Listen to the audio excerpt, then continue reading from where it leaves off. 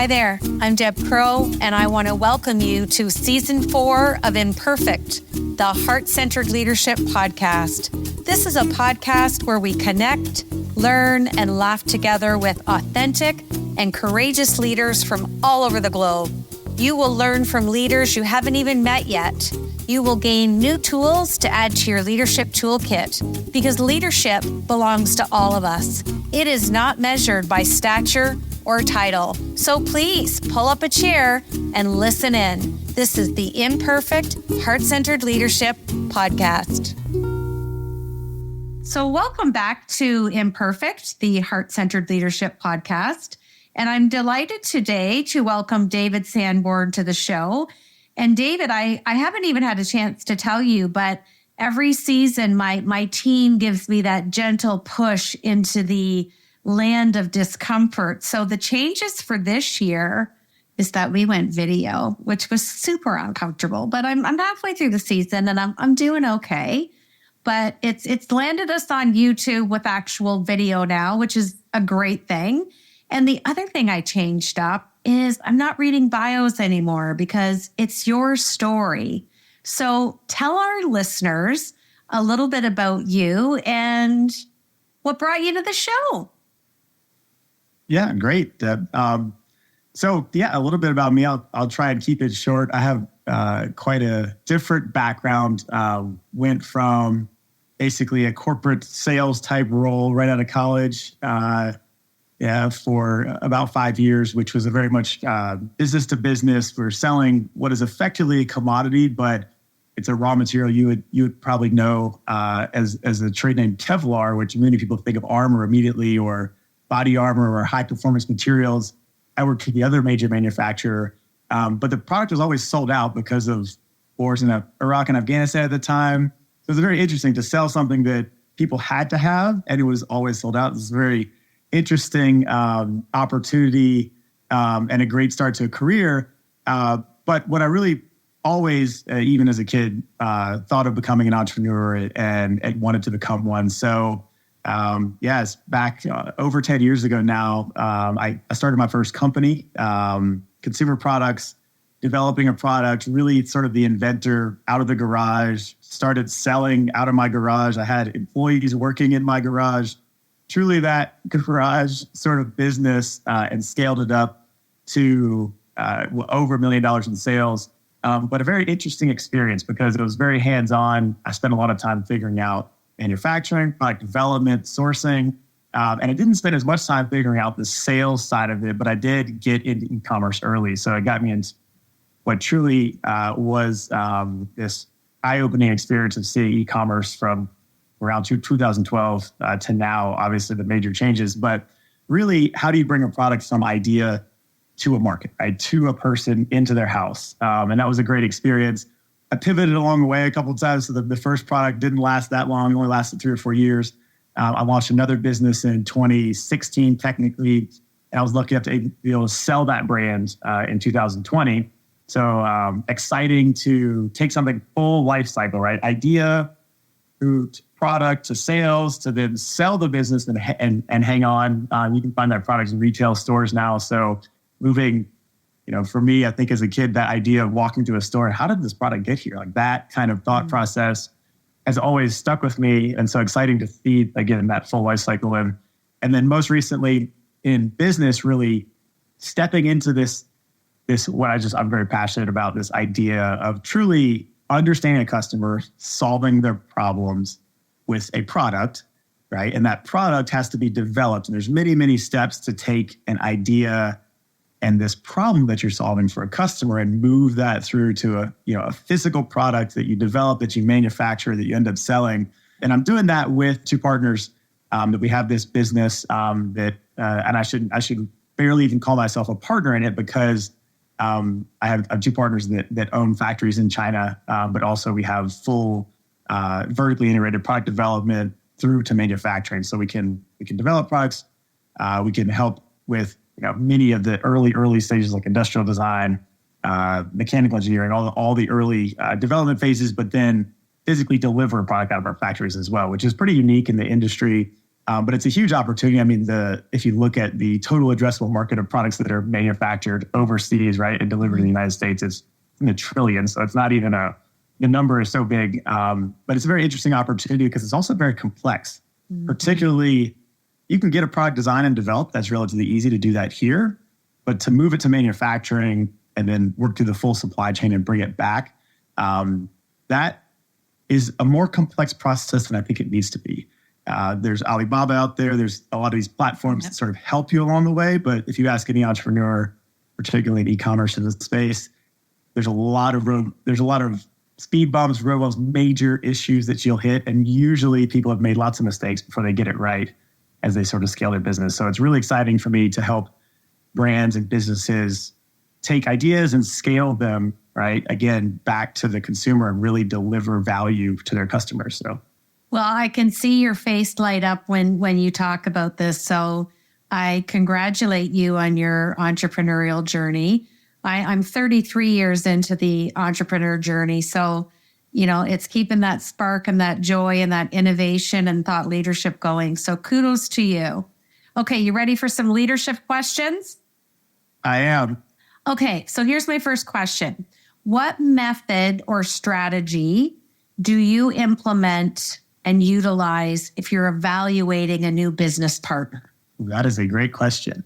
I might actually answer this very simply, honestly, as a business partner. And if you mean a partner as in, an equity partner or a partner in a business that I'm operating with them, just to clarify actually on that side.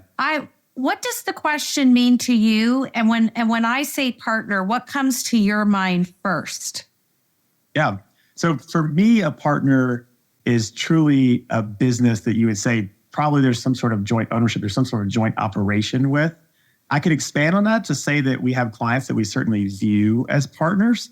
And in a lot of ways, we do jointly benefit from the success of the company. So maybe it's not an equity benefit of both parties, but actually to now that you've actually helped me kind of clarify it in my head as well, go back to what I said originally is I see it very simply, and I see trustworthiness, honestly, is probably the biggest word that comes to mind, whether it's a business partner or a client service provider partnership as well.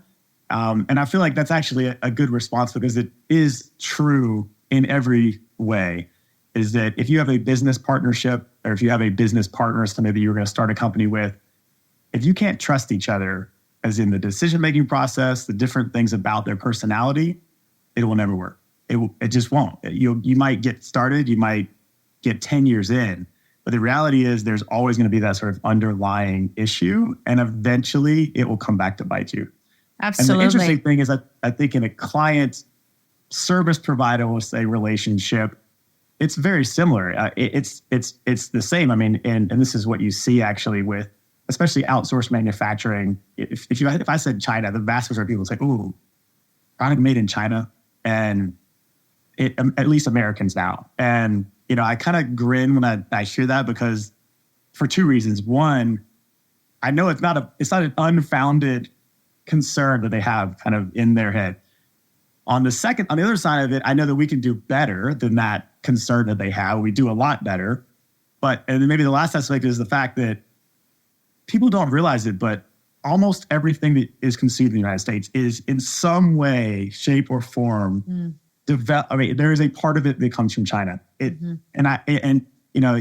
Especially when you look at metals, electronics, it's interesting that I have conversations with very, successful entrepreneurs, successful companies, and they say, "Oh, we just want to get this product. We're just going to make it someplace else outside of China."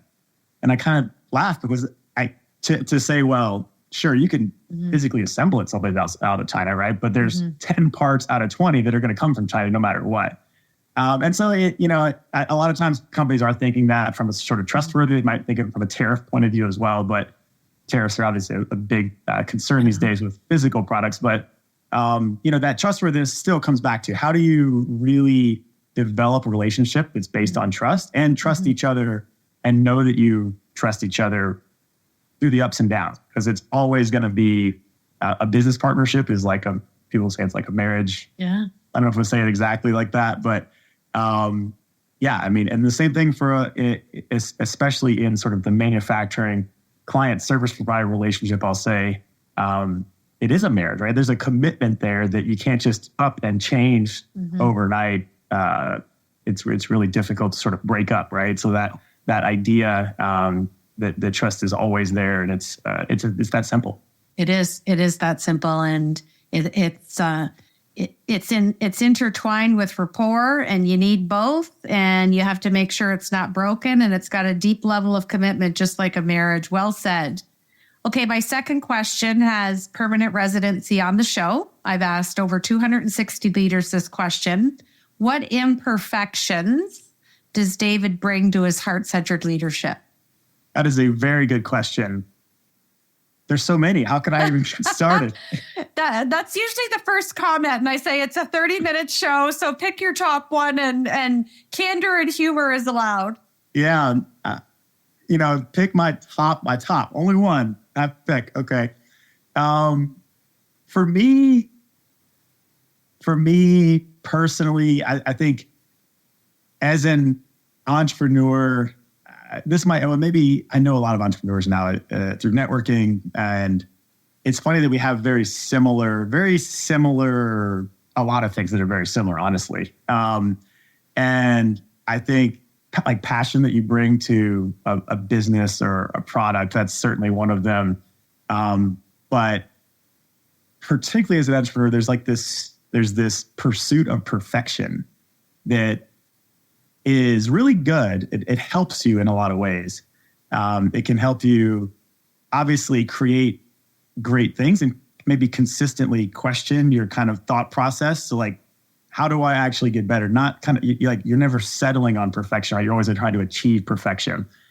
But at the same time, it can be difficult for others, right? You can say, you can get passionate and say, this is just not what I expected it to be, right? And that works for some people, but it doesn't work for most people as employees of a company or partners, right? So you have to learn to sort of balance that pursuit of perfection and that kind of passion for it with the ability to understand and have empathy and understand that also the pursuit of perfection is actually a terrible business goal, right? There's sort of the 80-20 rule is that 80% of your results are going to come from a very almost say it the right way. And honestly, I don't think everything falls into sort of the general 80-20 rule, but you understand what I mean, that the pursuit of perfection usually doesn't get you that much further than all the initial work that you do.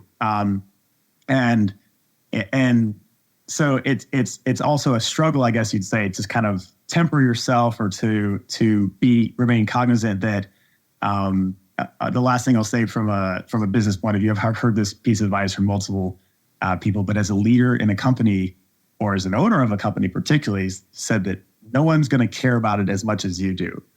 And that's true. And it's definitely, I would say, true, but there are a lot of people that care a lot, and you can't expect them, I would say, to understand sort of like your extra attachment. And with that, you have to be able to communicate and again, temper your own feelings for me, let's say that it's an imperfection, right? It's something that you have to realize that you care so much that you have to communicate and work with others that are not they're not necessarily motivated by that same pursuit of perfection, right? They have a job to get done. I need you to explain that to them and work with it. So I'm inviting you into the land of imperfection today. Yeah. Because perfection is an intangible reality that we chase, and imperfection is where it's at. It provides so many learning opportunities. Entrepreneurs, we get knocked down, we get back up with the ability to fail forward. It's a beautiful thing, but I loved your answer. Okay, my third question is, share with us one common obstacle that you are observing right now in your specific industry, and how do you overcome it? Great question. Yeah. So I think I kind of hit on this as we were talking early, and kind of talking about my background specifically of when you look at the idea of bringing a product to market. Let's just put it like very, very plain. You have to overcome multiple challenges along the way. Usually the early work of particularly like customer discovery, right? You should do a lot of that yourself. And we talk to clients all the time and they say, I have an idea. And it's like, well, you need to tell us what the specification is. And you need to explain it to us. But early on, a lot of times, clients don't really understand. Some don't really understand the very early stages of product development. Customer discovery is what a big term I tell people all the time is, if you're not out talking to your customers or your potential customers and understanding what this product needs to be, for a company like ours that truly we say product development, but we don't take a step really before that to look at customer discovery. That's a very expensive and time-consuming process at times. It can take companies years to really talk to customers, understand, do surveys. And what I would say is to actually directly answer your question is to move through this process, there's a lot of things you're going to have to overcome. And that's sort of one of my bigger ones, is really understanding the product that you want to develop. And as you do that, then I will say finding the right partners to bring in, because I would say no entrepreneur, and if you do it this way, you probably doing it wrong. If you say, well, I'm going to do customer discovery, I'm going to make the product, and it's not scalable, I guess is what I should say. If you're going to do all the steps yourself, it's impossible to scale because you only have so much time in a day. I made that mistake with my first company, having a manufacturing operation, trying to do it e-commerce, selling to consumers and shipping packages. It's just, there's too much there. So you're going to find partners along the way.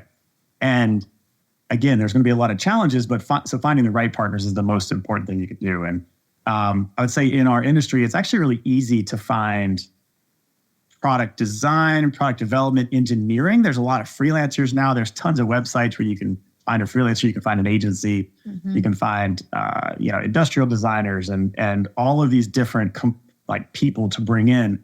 What you'll find is that you're also at the same time you're spending, if you outsource to individual components, you're going to spend a lot of time managing all of those individual pieces. And so I will say, and it's the fact, this is what I actually think is potentially this sort of longer term solution to this idea of, or this sort of fragmented development, manufacturing, supply chain problem that we have today, is that bringing those things together is actually extremely valuable. And it's very hard to find the right companies. You might not bring all of it together, but you still have to find, if you can't find one, you're going to find a few partners, right, that you really have to trust, right, that you really have to rely on to bring your product to life, right, to take it from idea all the way through to someone's doorstep, right? And yeah, so I'd say finding the right partners is the biggest hurdle that you'll have to jump over. And I'm sorry, did you ask me for what the solution is? No, I just wanted to know, I wanted to ask you what the number one kind of observation was, and then what strategy do you use to overcome it? Yeah. So from a strategy point of view, I like to answer certain questions in generalities and then get very specific in other areas. That every product is different. It depends on what type of product you're working on. I meet entrepreneurs that are working on foods.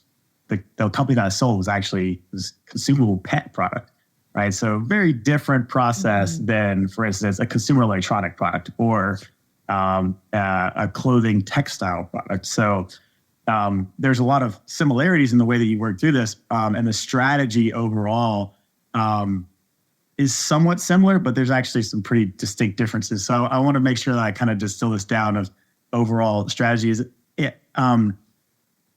To be honest, that when I said finding the right partners, to me, there's a few easier ways to do that. Specifically, you could say, for instance, let's say that you're early in development, you're looking for, an engineer, or there's probably going to be budget constraints, right? In the sense that you're working on, if you're a big company, you have a big budget, you might just bring on an agency that can do a product development development firm or an agency that even ties in a lot of customer discovery kind of through to this early initial product development design, to me, I still use referrals. I look at referrals as, we all think Amazon, let's go find product reviews and say like, which one is the best rated? I mean, if you look at Shopify, they literally search, it's not price first, it's actually reviews first, then price. And I think a lot of services, you're looking for that. How do I find the reviews? If you went to find a manufacturer like Alibaba, even has reviews now, right? To just find a manufacturer. But for design firms, you don't get that. There's no Yelp for design firms.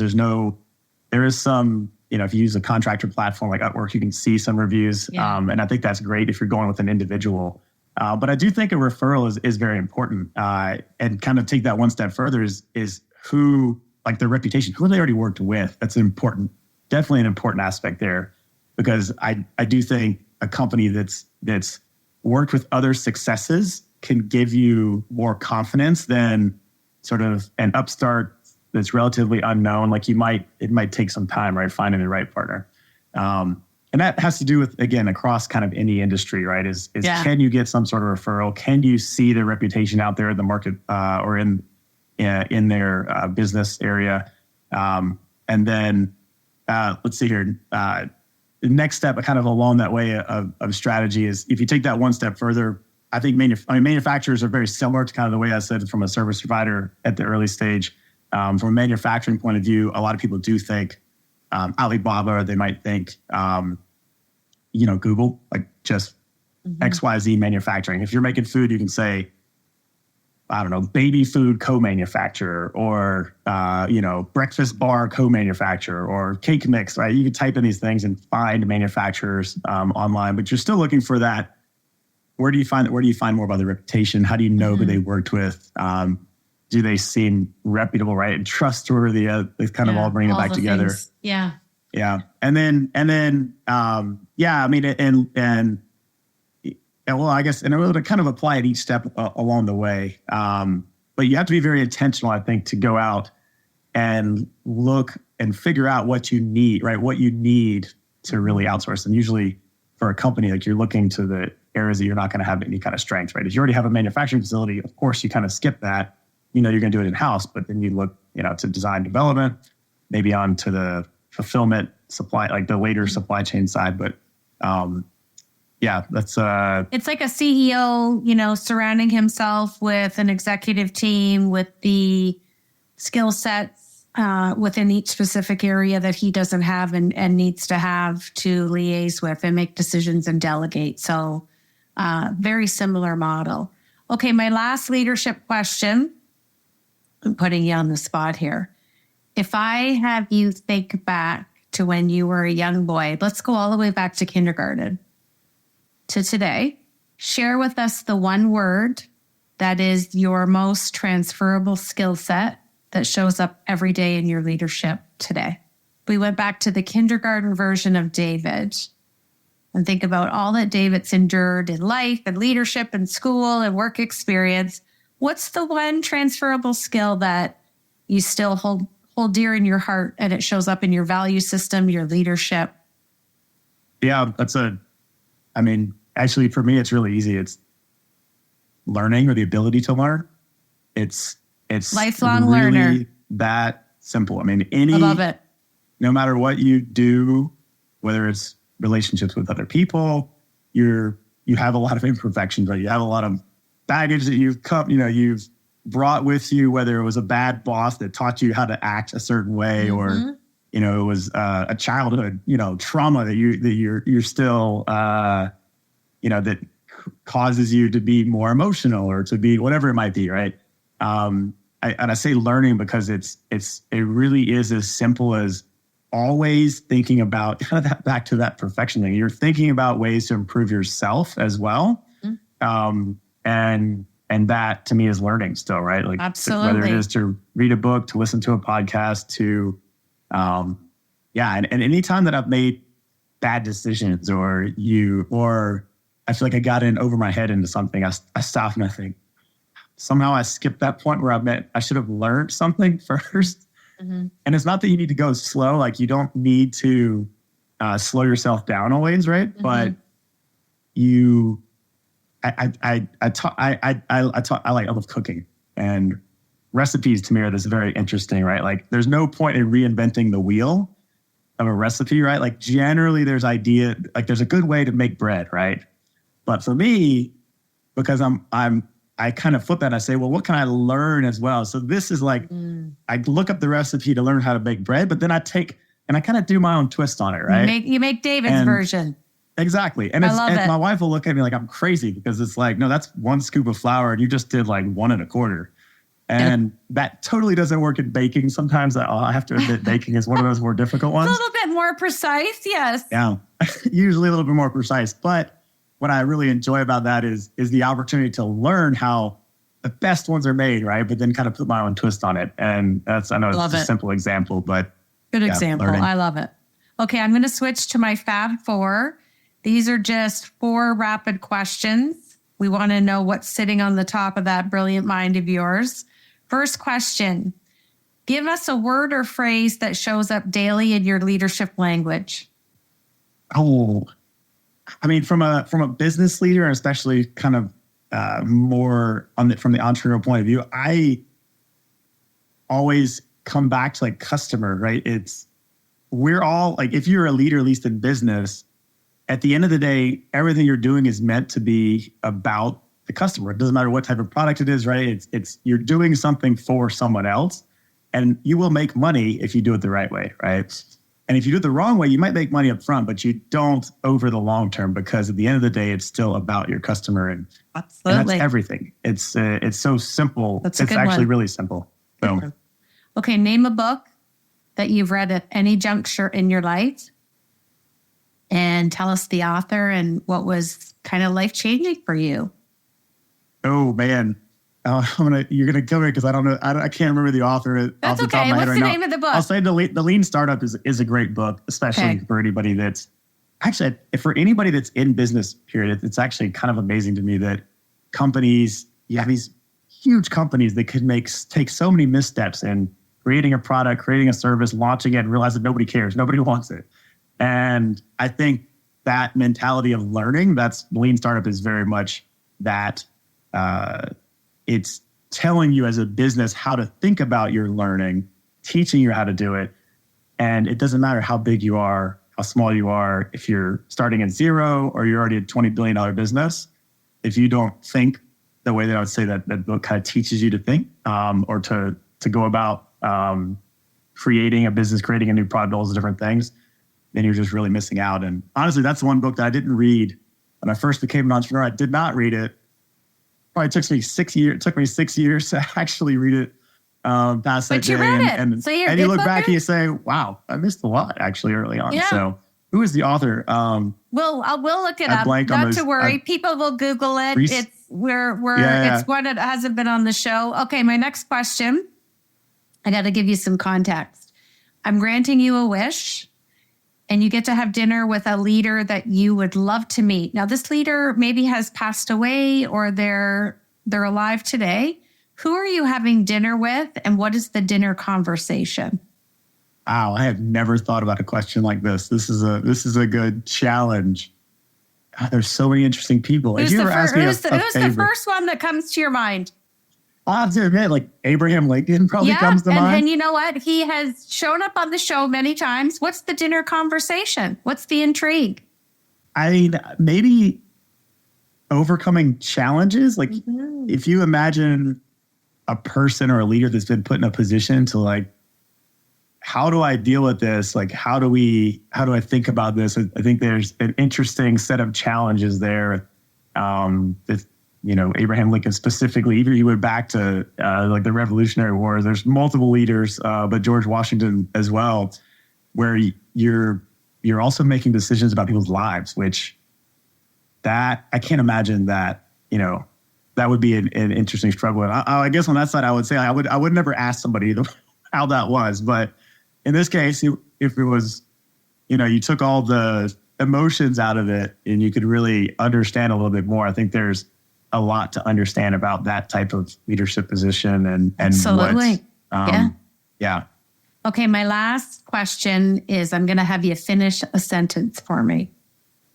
Heart-centered leadership is the ability and willingness to understand the people that you work with and also question or challenge yourself to be better as a leader continuously. Thanks so much for joining me today on Imperfect, the Heart-Centered Leadership Podcast. I hope you've enjoyed the show today and have learned some new tools for your leadership toolkit from our amazing heart-centered guest. If you like the show, feel free to give us a rating and a review, and we always welcome your feedback anytime. If you're ready to master the art of heart, my new book, The Heart-Centered Leadership Playbook, is now available on Amazon, or you can click the link below in our description.